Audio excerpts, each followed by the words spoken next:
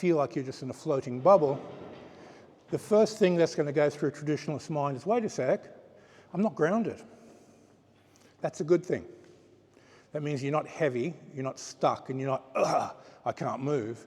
If you're light, you're able to move, and you're able to activate your intuitive guidance system, be energy aware. Once you're grounded in the energy, you become grounded. You're not grounded in the ground. It's a very, very big difference. Internalists ground themselves in energetic awareness. That field of energy becomes the root, not the earth. You're not too concerned about the earth. You're concerned about energetic awareness. Okay, so float yourself in that bubble. Just open up, stretch all the joints open, and then compress. And then drop your hips, stretch your spine a little bit, and compress the ball. Now float yourself. Lift up, open, big mental space.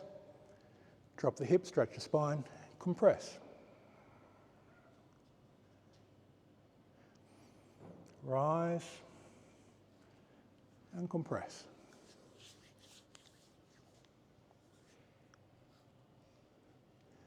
Rise and compress.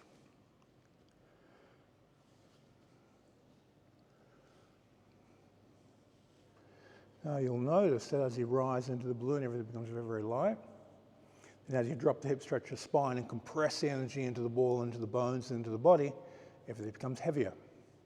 So you're going from a space of open lightness to a space of heavy density of energy. And always relate to it through energy, not through gravity, earth, ground. You're condensing energy into a small space, and you're opening energy into a large space. That opening of the mental space and making the energy big and then condensing it amplifies sensitivity. You feel more when that happens.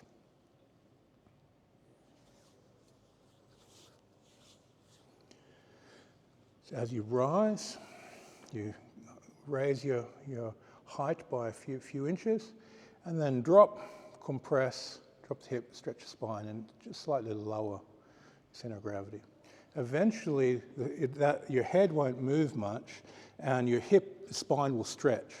Your hip will be doing this, and your head will be more level.